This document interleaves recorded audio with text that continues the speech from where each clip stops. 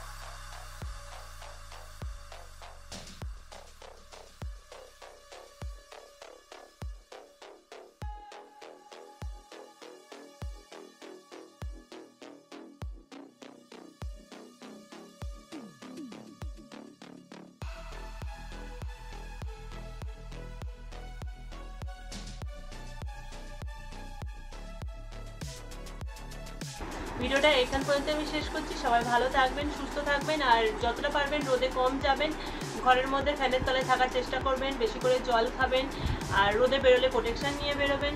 আবার নেক্সট দিন আসবো নতুন ভিডিও নিয়ে। সবাই ভালো থাকবেন, বাই।